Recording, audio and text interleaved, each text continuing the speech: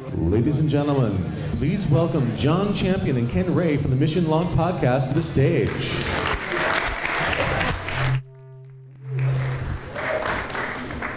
Am I here? Yeah, sure. Okay, I'm here. You be there. I will. I'll be you. Hi. Welcome into a special edition of Mission Log, a Roddenberry Star Trek podcast. I'm Ken Ray. And I'm John Champion. Each week on Mission Log, we examine an episode of Star Trek, picking apart the morals, meanings, messages, and trying to determine if the whole thing stands the test of time. And that is not what we're doing today. We haven't done that all week. We have not done that all week. This is a running gag. That's we what we maybe call should it in have the thought business. about writing a different intro. Yeah, maybe. We got the one, though, and it seems to work. Yeah, sure. So there was a time when fandoms of all sorts were sort of singular. You might be into Star Trek, but how did you know with whom you could geek, right? And in 2004, something really wonderful hit the scene. Podcasts came along, and they turned individuals who sat in their basements talking to themselves about Star Trek into community leaders who sit in their individual basements and talk to the world about Star Trek.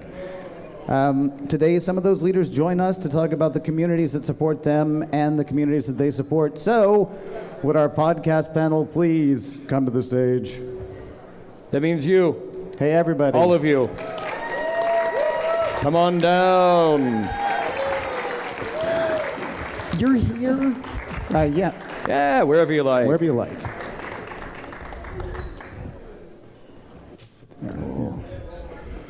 Actually, we need you guys to scoot over because there's one more. Can you fit one more? Goes Right there? here. Yep. Someone can sit with the fathers. Yeah, there you go. Cool. So we should start probably by having everybody introduce themselves, just a really quick, because we'll make sure everybody knows where to find you guys later, but just start with your name and the show you represent, or the show that you're part of, or the show that you produce. How about right here? Hi, I'm Andy. I'm from Women at Work. Oh, one more time. One more time here with Andy. This time with feeling. Doesn't green mean go? I'm Andy, and I'm from Women at Work. Nope. This is Andy. She's with Women at Warp. It says green. I'm Aaron Harvey, and I'm from Saturday Morning Trek. Woo! Here we go. I'm Elijah from Priority One Podcast. They've already got their own. They got mics. Yeah, we do. Yep. I'm Kayla Jacobino, and I'm with Shuttlepod, the TrekMovie.com podcast. I'm Lisa Getzko, and I'm with TrekRadio.net. I'm Bill Smith with Trek Geeks. And I'm Tara Lynn Shull with the G&T Show. So that's like 7 different shows represented up here, right? Yes, and it's very incomplete. Actually, There- 8 if you count ours. Yeah, if you count us, yeah. There's a million Star Trek podcasts. That's the scientific number I came up with. Yeah. Exactly a million. And without any one of these, it would be 999,999. Exactly. Yeah. Yeah, it's very incomplete. You know, there were a lot of people that we asked who couldn't make it, and people who just completely slipped my mind for no better reason than it's a million names that I have to keep track of at any given time. So we want to thank this panel for joining us. It's very, very cool that they could all make it. One of the things that I noticed when we started coming to this convention, when we launched our show here 4 years ago, is that I knew the names of podcasts, I knew the names of networks like Trek FM and Trek Radio, but I didn't really know who was who and who did what and how many shows were represented by that. And I always wanted this to happen. I always wanted to have a place where all of you could see the people who make the shows that you listen to. And I wondered that there'd be something to come out of this, a little more kind of community feeling out of what we do. So thank you all at the start for doing this, for joining us, and allowing us to talk. We want you guys to think of questions. We have some questions. Ken, why don't you kick it off with what we want to know from our esteemed panel? Well, I guess one of the questions I have is, again, there's a bunch of Star Trek podcasts represented here, and it's nowhere near all of the Star Trek podcasts. How do you guys go about distinguishing yourselves, or sort of, what makes your podcast as opposed to just another Star Trek podcast? And anybody who wants to start, jump in. Yeah. I'll go ahead and start. The G&T Show is more of a general Star Trek podcast. We do cover the weekly news, the weekly information, the product news that comes out from CBS and all of that. But we like to distinguish ourselves as covering the Star Trek characters. So we tend to really focus on the storytelling of Star Trek. We love covering the literature, so the books, the comic books, the forms, the written communication, the script writing, things like that, as opposed to just really focusing on the celebrity interview or the games. We really try to keep ourselves focused on the storytelling of Star Trek, which is what we love so much. Mine is far more selfish. Trek Geeks was born out of my friendship with my longtime friend Dan Davidson. We worked together for a long time, and Star Trek was what brought us together. And we decided once, after we hadn't seen each other in a decade, and we met again at a convention in Boston, that we laughed the entire time. And really, our podcast is as much about Star Trek as it is about our friendship. And that's really kind of what sets it apart for us. I mean, yeah, we all talk about Star Trek, but Dan and I sort of do it through the microcosm of how he and I interact and how it brought us together. No, for us, for Trek Radio, we had so many friends that were talented, and the amount of projects that were going on in the community, we wanted to create a space to bring them all in. If you can have sports radio and politics radio and 1980s music radio, then why not Star Trek radio and sci-fi? And so that's what we really did. We just wanted to bring all these members into one place and have a 24 hours a day, 7 days a week radio station where you could listen to everything, including the conventions and events. For the Shuttlepod podcast, I like to see us as a sort of an extension of the website. TrekMovie.com is the website where this was born out of. And it started, I believe, at a convention last year, I want to say, where Jared and Brian, the other two hosts who are back over there with Shuttlepod, wanted to talk about the motion picture because they had a long discussion about it and they realized they had a lot of interesting disagreements about the film, and they thought we should record this and see if people are interested in it. And so we were like, let's try this podcast thing, and we use it sort of as an extension of, we have our heads in the Star Trek news world constantly because we're constantly, doing the news thing for the site. And so this was like an opportunity for us to be able to talk about it more and talk about our thoughts and sort of editorialize a bit more on the news that we present. And then also every once in a while do these deep dives into like the motion picture. We did Generations. We did All Good Things. And then sprinkled in with podcasts that are just about the latest news and kind of our thoughts on it. So with Priority One, I think G&T, Terry and I, and Lisa and I have been friends, since the beginning. 6-7 years. Yeah, 6-7 years now. And I think something that separates Priority One is that we're very formatted. We started off focusing as a Star Trek Online focused show, inviting the developers from Cryptic Studios on from time to time, as often as we can get them, to discuss updates from the game. And then in the last year, the team and I have begun to broaden our scope. So we start covering more of Star Trek, still focusing most of our attention, or a lot of our attention rather, to Star Trek Online and its community, whether we engage on social media, through their forums, or our own. But it's been a wild ride, and it's fantastic to be here, so thank you. I think for Saturday Morning Trek, the easiest thing, I guess, what separates it from all the other podcasts is I don't think there is an animated series podcast out there. I don't think there has been an animated series podcast. So basically, I'm kind of focusing on that, but I'm also focusing on all the other things that happened in the 1970s, because you run out of the animated series rather quickly, and you can only talk about it so many times. So we're exploring like Planet of the Titans, which has had a little bit of an influence on the new Star Trek Discovery, at least the design of the ship. And we'll be moving into phase 2 eventually, and then into the motion picture. So that's sort of our focus, is kind of capturing those stories that, if they're not captured now, are just going to disappear. So. I started podcasting basically by tripping over it. I started a Twitter account where I was live tweeting my first time through Star Trek, and people started asking me to be on their show and be like, "You've never seen Star Trek, tell me about that." And I just kept falling over these amazing women, especially on Trek Radio, because we did we did with all things. Yes, you're here. I know. I can't turn all the way around. I'm not the alien. So we all met actually on All Things Trek, which was on Trek Radio with Grace, and kind of just really liked each other. Thought we had some of the same things we wanted to discuss and kind of the same lens we wanted to look at. And we didn't really feel like there was a podcast dedicated solely to women in Star Trek, and that was something that needed to be addressed. So yeah, it's been really, really fun.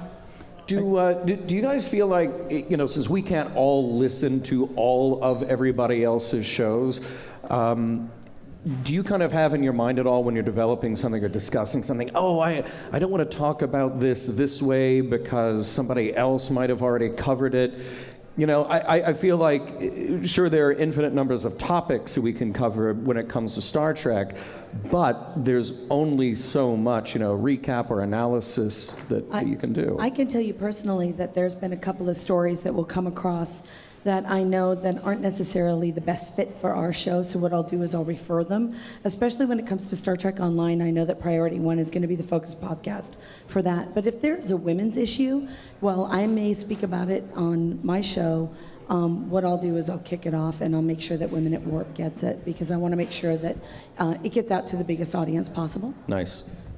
Yeah, I mean, we did an animated series show, and we had Aaron on to talk about the animated series. I mean, sometimes there's overlap in topics, but also, no matter what, even if you're discussing the same topic that 20 million people have already discussed, you're going to have new conversations about it, because that's how dense Star Trek is, so that's nice. Well, I know for us, since we syndicate a lot of the other shows, whenever we have our opinion, we tend to try and do what you say. We don't want to repeat something that our different shows have already done. So what's really helped us is just to create that community and talk with each other, because then I know what they talked about on GNT, or I know what they talked about on Priority One, and then we just sort of continue the conversation from there. And I find that sometimes, if I'll listen to GNT, for instance, and they bring up a topic that I really like, one of the nice things about the relationships that some of us have is that, I'll say, and then Terry Lynn said this on GNT, and spin off that discussion, which then allows this cross promotion. Because, as you mentioned, some things are going to overlap in terms of topics. Well, when I first started doing the animated series, I know that John and Ken had actually covered it, and so I went back and I did a little bit of listening just to make sure that I wasn't going to do something that they were covering. And our show tends to be a little bit more stream of thought sometimes. We'll throw in clips of related era topics and things like, we'll for some reason have something about Martina Navratilova. It's just like random stuff that it fits into a conversational node that we have, but it isn't necessarily Star Trek. So we try to really have fun with the editing as well. So it's a little bit different in that sense. I'd just like to briefly echo what Andy said. I don't think there's necessarily a topic that I feel is off limits. Obviously, I wouldn't steal the format of another show. I'm not going to all of a sudden decide to go episode by episode and find the message in every episode, like Mission Log. Actually, that would be a great podcast, Like a really wouldn't great it? show. I'd like We to hear should- that. we should- I don't know, does anybody want Nick? They can have, no. I'm just- But yeah, I think it's about, every podcast here, as we started, the first question you asked was, how do you stand out, right? And so everyone here has a different viewpoint, a different angle. And so, yeah, we could all talk about we could do the same show, I think, and they would come out with 7 or 8 completely different shows. Who here actually records in the room with your co-hosts? Wow. Okay. Wow. I know that, I've been podcasting for 11 years now. And I don't want to sound like poor, pitiful me and say it's a lonely thing, but I work by myself. I work with John, but I do a lot of my work by myself. And even when we're talking, he's 3,000 miles away. Yeah. Coming to a place like this is amazing, because people, and I'm sure it's happened to every one of you, are coming up and saying, I listen to you all the time. I hate your show. I don't know why you do it. It's really wonderful to be here and have people come up. What is your sense of your community when you're not here? When you don't go downstairs and there are 5,000 of your friends waiting to talk to you, when it's you and your microphone? what is your sense of the people who are listening at the times when nobody is listening? It's difficult, at least from my perspective. Trek Geeks is only about a year and a half old, and for a large part of that time, Dan and I have kind of felt like we're in a bit of a bubble. I mean, we're aware of the other shows. We listen to a lot of the other shows, but we try purposefully to not sort of prejudice our own discussions. So we look forward to this as the opportunity to break bread with everybody else and to get ideas and to share best practices. And then we take it from there and we go on. We've had some great interactions and it's been really helpful for us. That's interesting, and that actually sort of takes it to two parts now, because I think you're answering the question of community as far as community of podcasters. I'm also talking about the people listening. Yeah. Well, there's that too. We don't get the engagement that we hope for necessarily, and we found that piece has been difficult. We do get some great feedback all the time. We've gotten more great feedback while being here than we ever do remotely at home in New Hampshire and Maine. I have a side question, just because I think it goes hand in hand with it. Do any of you, who does a live show? Because you do the live show. Well, I know that. You're on 24 hours a day, girl. I'm just saying. we do both. Yeah. Well, G&T does a live show, and one of the advantages that we have is we have a live chat room. So it's easy for us to interact with our listeners as we record. So we're talking to them all the time. I know, Elijah, you record live, but you edit heavily, correct? We used to record live. Actually, in the last You mean year. because he's always messing up? He has to edit. Yeah, I know. Wait, this is going to be post-produced, right? I'm going to be able to. Okay, no. No, we used to go live, and then we came off that, and now record independently, and then publish it on Mondays. But to answer the question, it's very interesting to meet your listeners, right? It's a humbling experience. I say this over and over again, because they come up and people introduce themselves, and I kind of go, really? You listen? That's awesome. Especially when they recognize your voice. Right. And you're like, should I know you? And we joke that sometimes people will be like, some listeners have even gone so far as to say, I heard you. I was walking down the corridor and I heard your voice, and I turned around and, oh, there's your table, and they didn't have a face to the voice. That is, like I said, a humbling experience. And then going offline, or rather online, when you're recording independently, the Star Trek Online community has always been a very passionate community.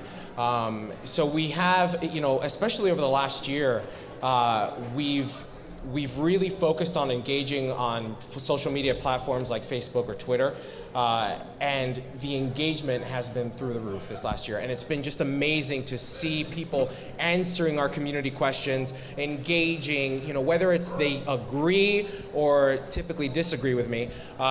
You mean passionately? And agree with Kenna and Mark and everybody else, but everybody, in my opinion, is not always the worst.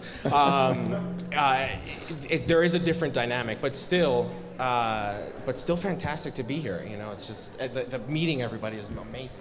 Well, and I was going to echo both what Terry and Elijah said, is that because at the radio station we do both pre-recorded and live stuff, that often when they hear that you're an audio podcast or they hear that you're a radio station, and they're surprised that you're taking pictures and taking video, and with the new media where we're on social media, we're on YouTube, we're on Facebook Live or Periscope, that often what we do becomes a more complex and layered platform. It's not just you listening to us, it's also you, like Elijah said, interacting with us on social media, interacting with us at live events, and then also when we broadcast video or somehow do some sort of visual presentation.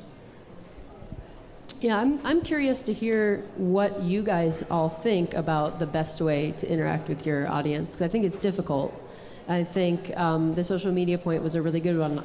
As soon as you said that, I thought, I think we get probably the best and most meaningful and most interactions with people on like Twitter and things like that, tweeting at us and saying, oh, I just listened to the podcast. Are you doing another one soon about this or that? And even though we do post, because we're a website first, so even though we do post all of our podcasts to trekmovie.com, so there's an opportunity for people to comment there, I still feel like the best interactions happen over social media. Or in person.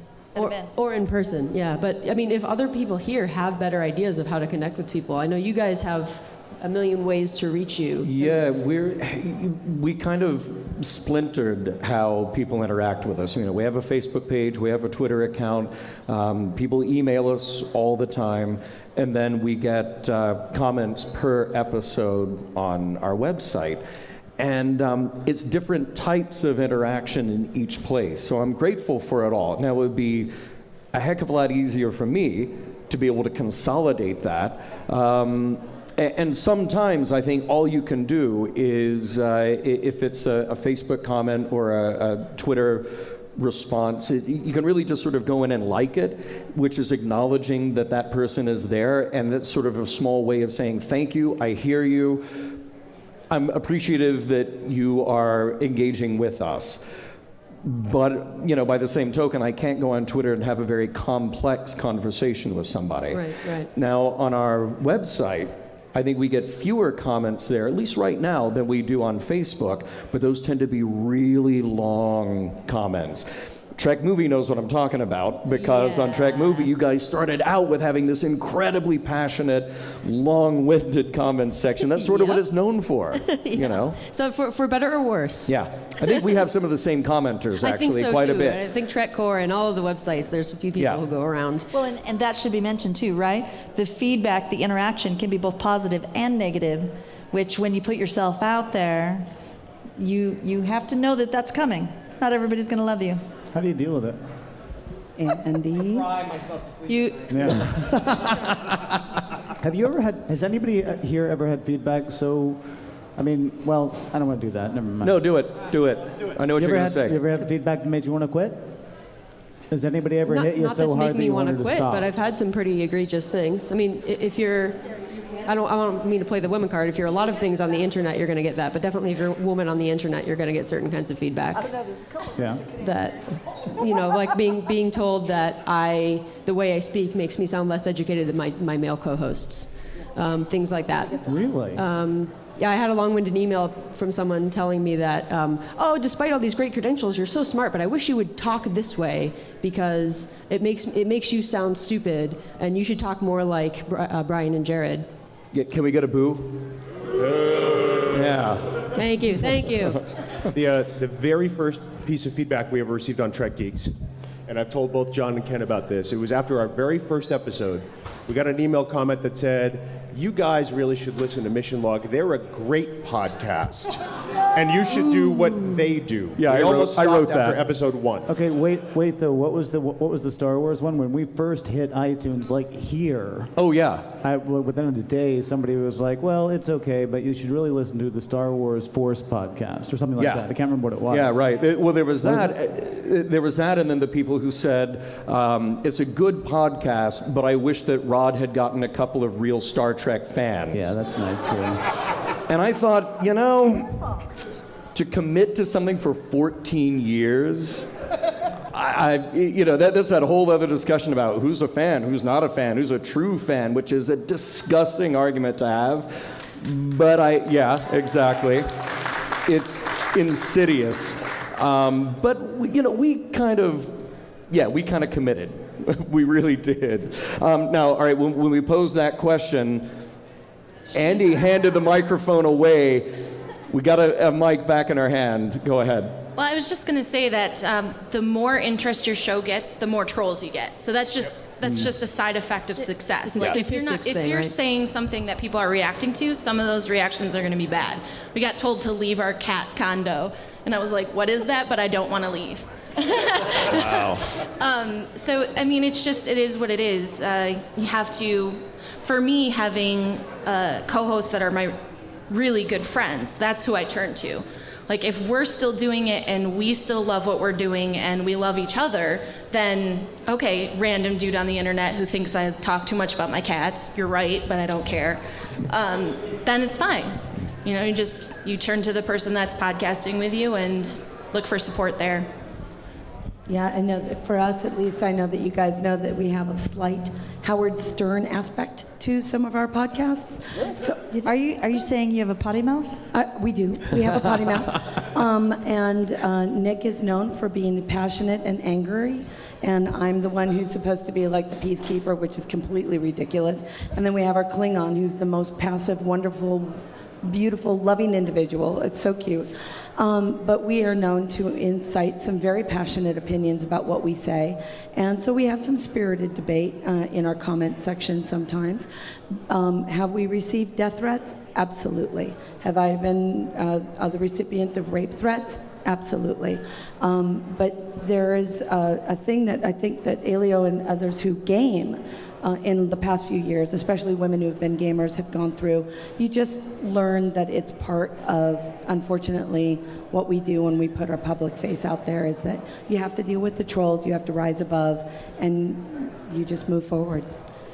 Reddit can be really mean, but here's the thing, and I got this from, so podcasting has been a learning experience for me this whole time. I have a BA in theater. They don't teach you how to podcast. One thing that I learned was, and that I heard from a school, I think it was School of Podcasting or Audacity to Podcast, was create a folder of good comments and good feedback and keep that and start filling that in. And every time you get a positive piece of feedback, put it in that folder so that when you get trolled and you're feeling really down and you want to quit, go to that folder. Go to that folder and read about how you've affected somebody's life, how you've changed somebody's opinion, how much they enjoy listening to you on your ride. And I have valued that one little piece of feedback. I don't care what you say, Elio, Siska's still a jerk. I agree with you. I agree. No, we agree on that.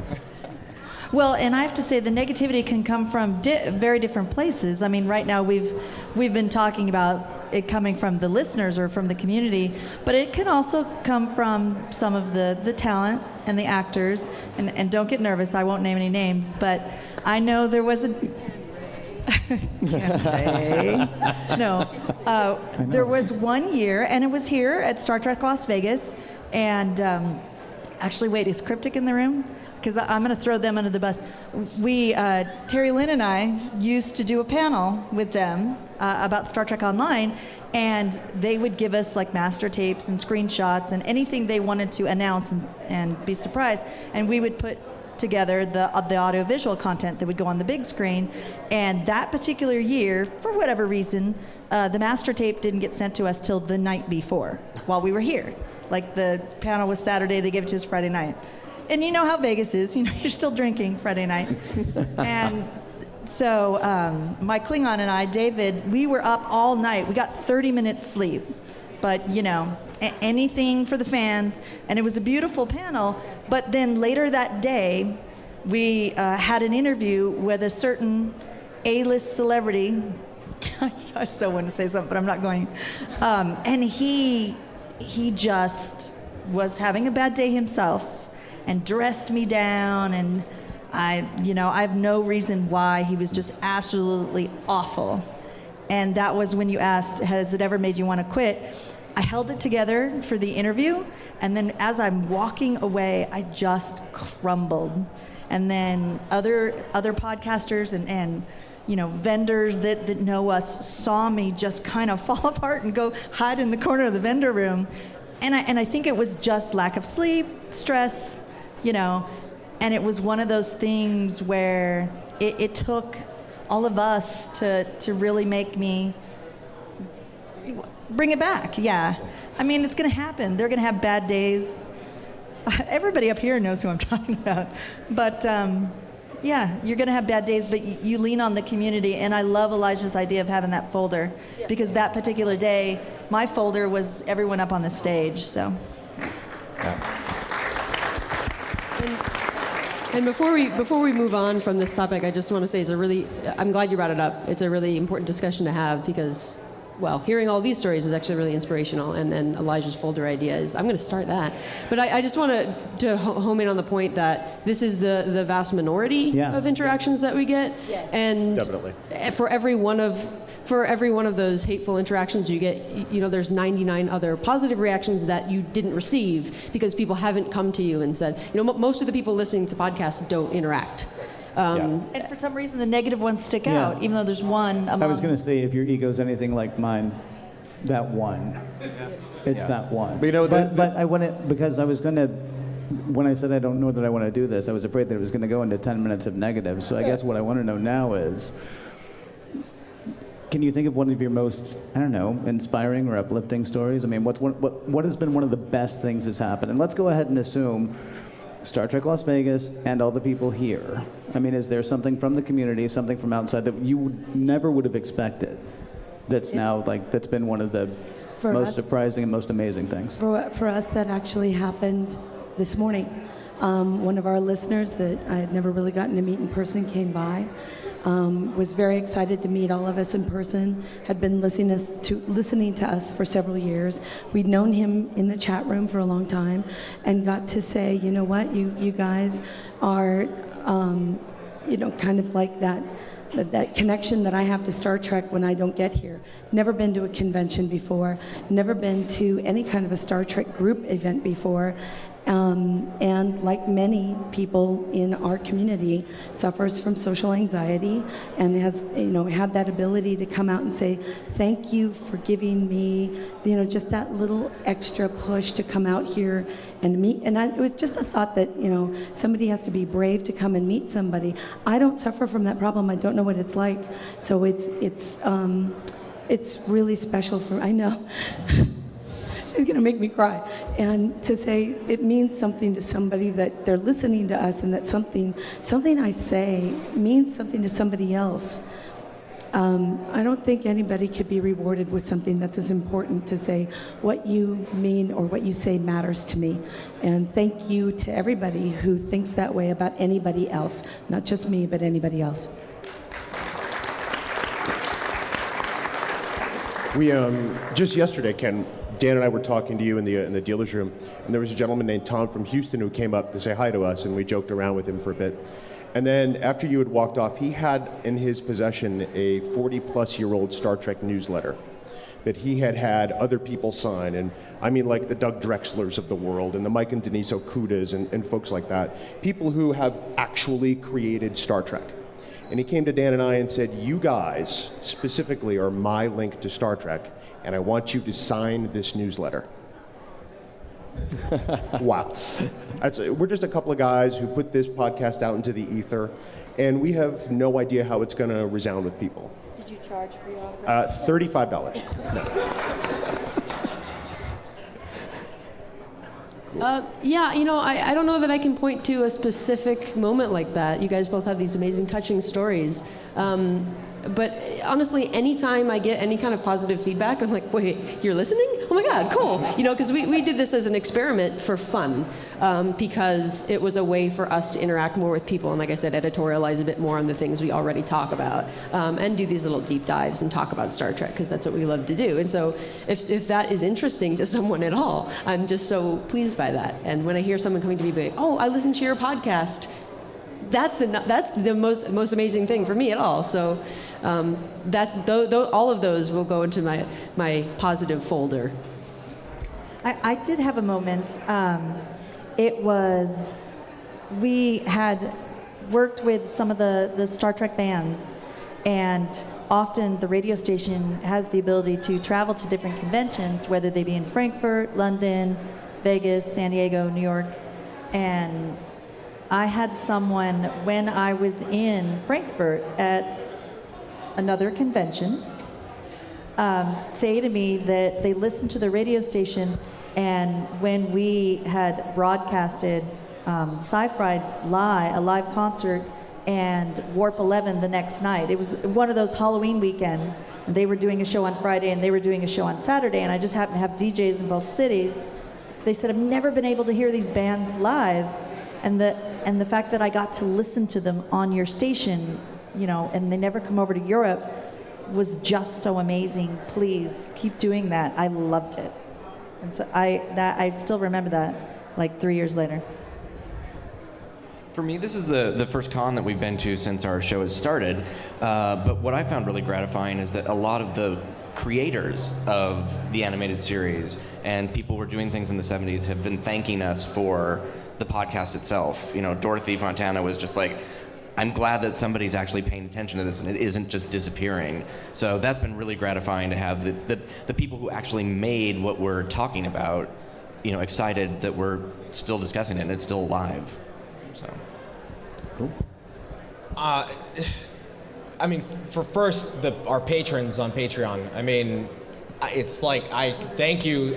Those financial supporters are always something I'm very grateful for. So if you do, thank you so much.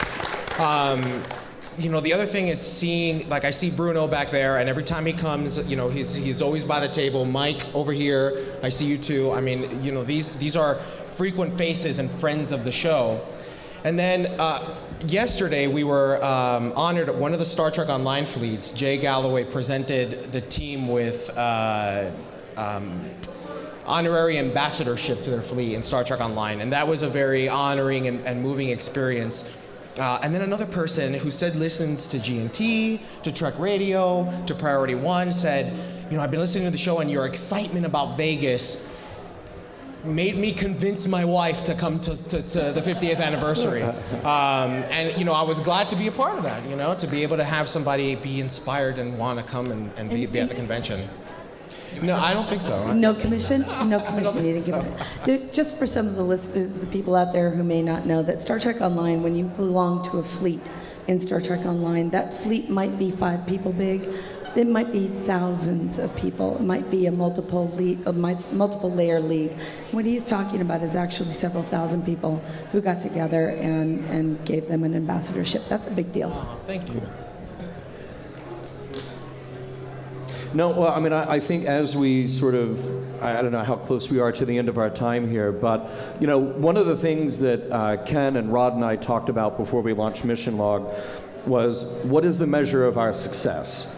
Now, nobody on this stage is getting rich from doing this, I assume. If you are, please tell us how.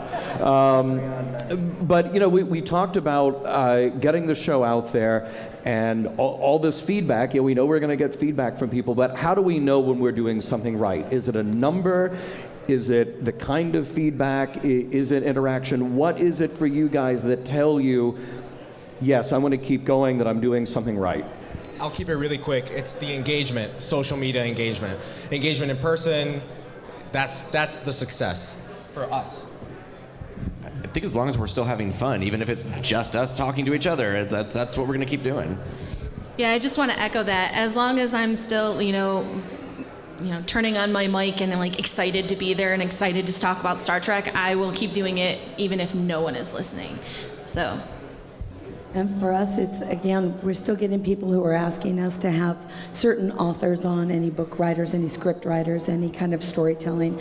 As long as people keep asking us to have Dayton Ward still keep doing his Ask Dayton, which, by the way, send to hosts at gntshow.com. It's always amazing to hear that people just want to hear the continued and the continuing story of Star Trek.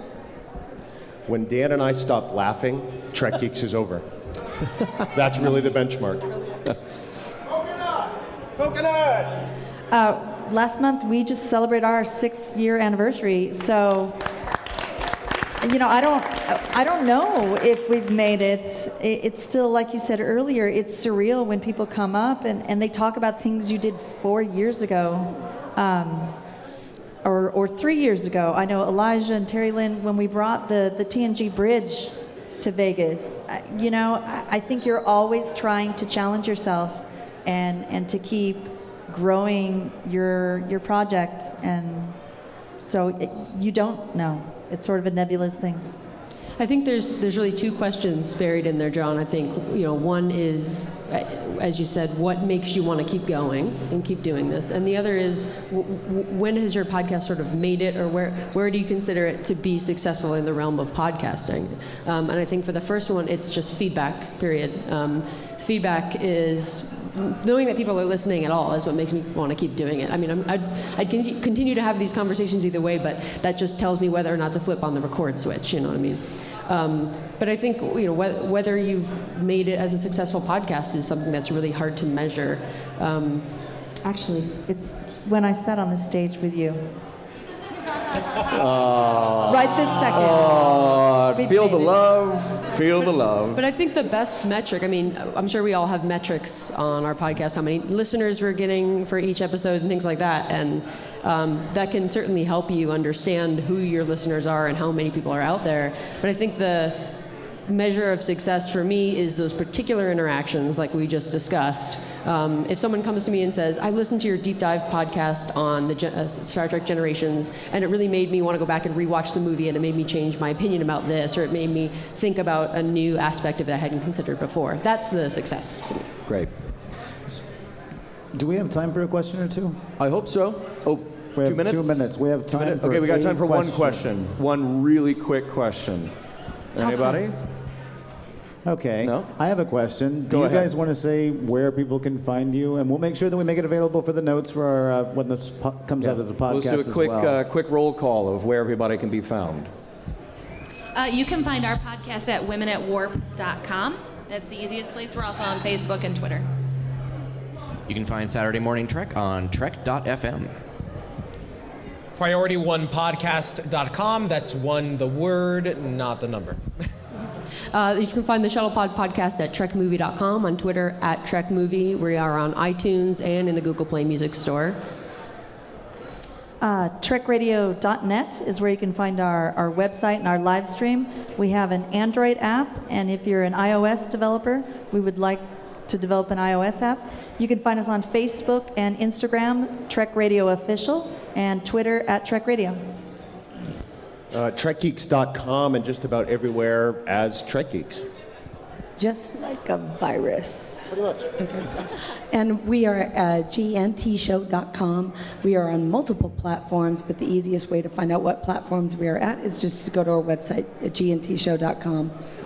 And of course, we would be dopes if we didn't say missionlogpodcast.com is the place to find us. Well, I thought we were going to do it from memory. Mission Log Podcast is produced by Roddenberry Entertainment, executive producer Rod Roddenberry. You can find out more at roddenberry.com. For more exciting Star Trek podcasts, check out trekfm.com, trek.fm. And for the latest in Star Trek news and discussion, check out trekmovie.com. You can reach us at missionlogpodcast.com or on Facebook, Twitter, and Skype at Mission Log Pod, and you can call us at 323-522-5641. That number again, 323-522-5641. And as always, free when you call from work.